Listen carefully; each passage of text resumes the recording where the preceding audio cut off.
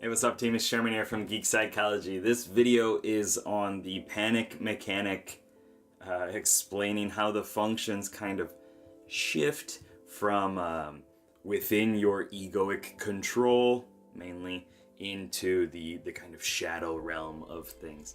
And this is really, it's just gamified. And so if you want like the clear, probably a little bit better explanations, you want to go buy some of John Beebe's books, and I'll list some other links down below. But this is just my attempt at explaining it. All right. So let's get right into it. Within the RPG model of understanding the cognitive functions, you have your four main characters. You have your leader, which is your dominant approach to reality, how you see the world, how you interact with the world. And then from there you have your companion, which is the other character that's there to help your leader fulfill its goals, as well as to support people.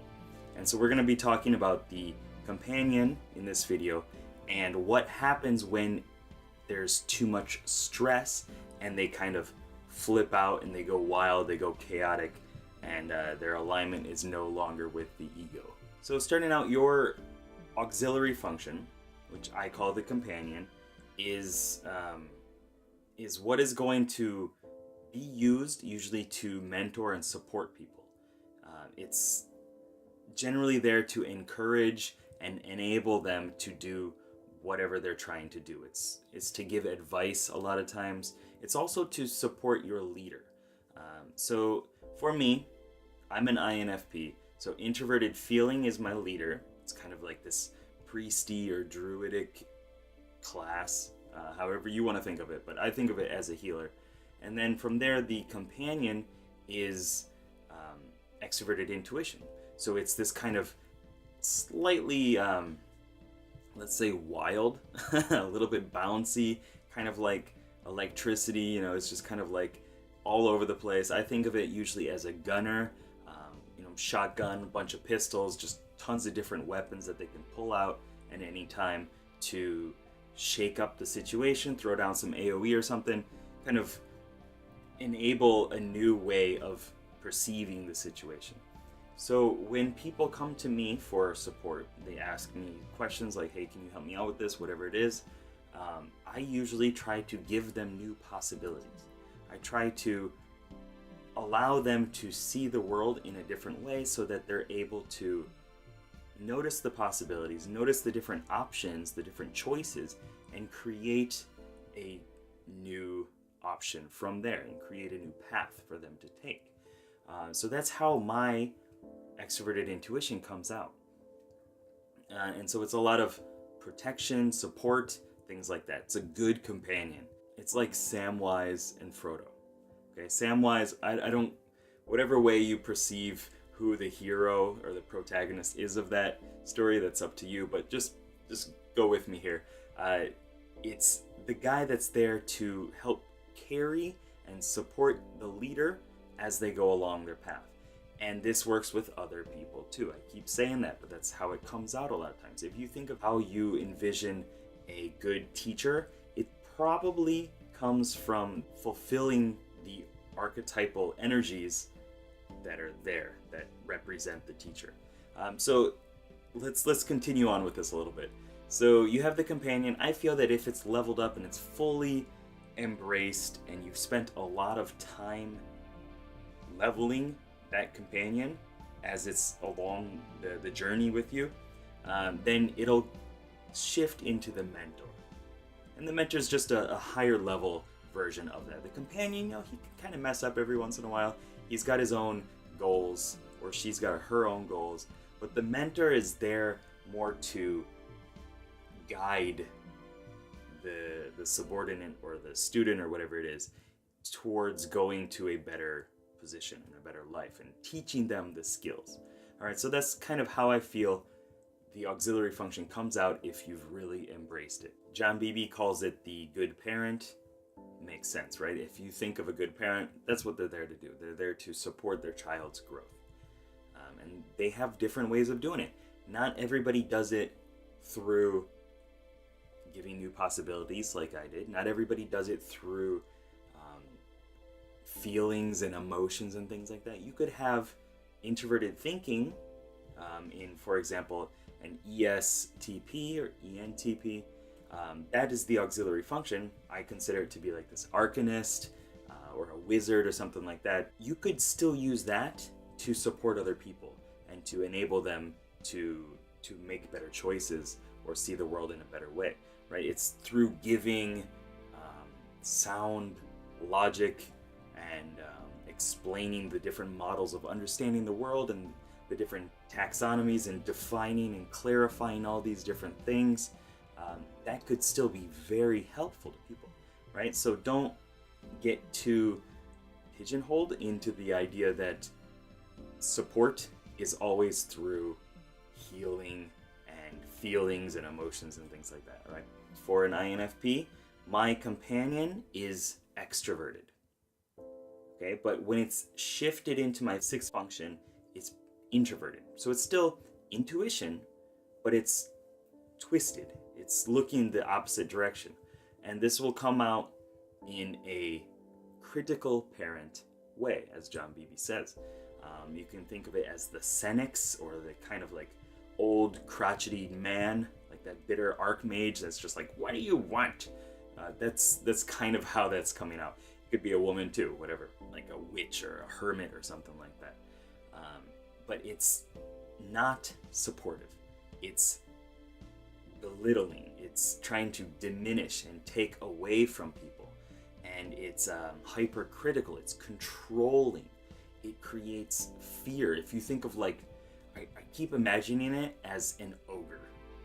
Like for whatever reason, my companion, when bad things happen, I get stressed out or I get put in a position where I'm trying to control a bad child or somebody's bad behavior. I feel like I'm switching into this kind of mean ogre that's just trying to devour them. Adam Fry said it's the withering authority.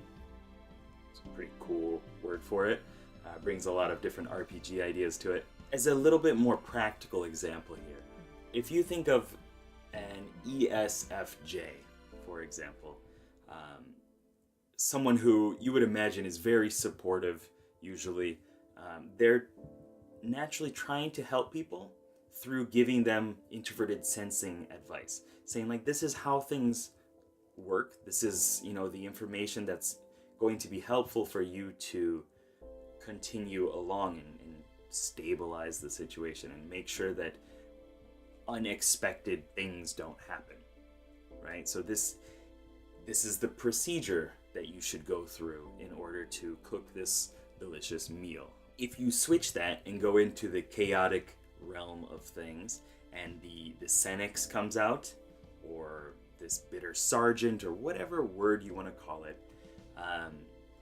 it's going to switch to extroverted sensing, and it's going to be a lot more wild, a lot more chaotic, and it is going to be very in the moment, very physical, possibly loud, aggressive, and it's going to attack things. And so instead of having the patience to explain how to implement these different little techniques and go through with the proper procedure, I guess, they're going to be aggressive. They're going to run in there like a warrior and start swinging at things. They're going to be very physical, in the now, and grabbing a balloon and popping it and banging up on the ceiling, and just getting a lot more physical and trying to control people in that sense. So just real quickly, in order to explain that through visuals just a little bit, I don't know if you can see this just fine.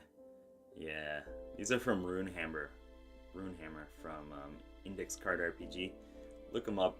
He's an awesome dude. But if you think of introverted sensing as this tank, he's going to be slower. He's going to be more methodical. And he's going to make sure that things are done correctly. And that is the advice he's going to give to other people. Okay?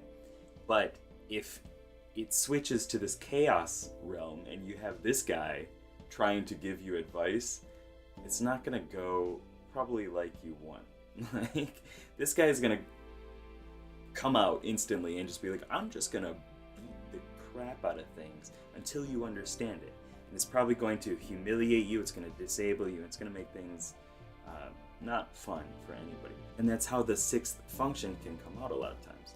And it doesn't have to be through sensing, it can be whatever it is. For me as an INFP, extroverted intuition shifted into that Senex style. That bitter, angry sergeant is going to be introverted intuition. It's going to look at the deep, meaningful, long-term impact of things that can't quite be explained right now, and it's going to be very negative about it. It's going to be very critical. It's going to use that to explain all the bad ways that you, or whoever it is messing up the archetypal nature of the world. And like, because you're doing all these things, all these bad things are going to happen. Don't you feel bad about that? That's how it could come out, in a very negative way. It's not to say it's always negative. Through building awareness, through seeing yourself clearly for who you are, you're going to likely be able to train that a little bit more. It's still going to be pretty chaotic because it's in the functions 5th through 8th, but you will be able to have more awareness of it and appreciate it more and build more rapport with that function. If you consider it to be like a character and you personify it like I do, and I'm trying to get everybody else to do because I feel it's very helpful, you'll see it as this once bitter person, this old crotchety man that just didn't have the love and respect that it needed. And once you give it that respect, and once you're like, okay, as an INFP, introverted intuition can be very good. It's not necessarily my approach to things, but I can see how it really works and how it can come out with a lot of great insight. Same with extroverted sensing or whatever function it is. And once you do that enough, I feel that it can kind of shift into the sage, this wise old man, this wise old woman who is able to give the breadth of their experience or the depth of their experience in a way that is very helpful and very supportive to other people. All right, so that's just my opinion and my kind of viewpoint on how functions 2 and 6 work out together. And hopefully through this, you'll be able to see yourself and see other people when they're triggering that archetypal energy that is containing the cognitive function attitude of the auxiliary function. I hope that made sense. So what you can do whenever you get in a situation where you just feel like you need to put somebody in their place, you should try to figure out how that's related to your 6th function. All right? And same with other people too. Whenever somebody is constantly like attacking you and you don't really know why, and they're hypercritical of what you are doing, and they're just like shaming you and just, you know, being a bad critical parent, then think about how they're perceiving you and how you are possibly showing up as this kind of wild child or person that needs to be controlled, because that's probably triggering them to go into that archetype and then to try to like switch into that sergeant, be like shaping up and kind of mold you into this perfect little robot. So anyway, that's about that. If you have any questions, comments, anything you want to talk about, please let me know. I hope this helped. If it did, don't keep me a secret. Don't keep Geek Psychology a secret. Please share it. Please pass it out. I don't do any marketing for this, so it's up to you guys. So please continue to do that. I know there are a lot of people out there that are sharing, and it's definitely helping the channel a lot. So thank you very much. Thank you, patrons, as well. Y'all are awesome. I hope that I can continue to support and serve you, and keep up the lifelong questing. Good luck, have fun. Peace. And that's how the 6th function can come out a lot of times. And it doesn't have to be through sensing, it can be whatever it is. And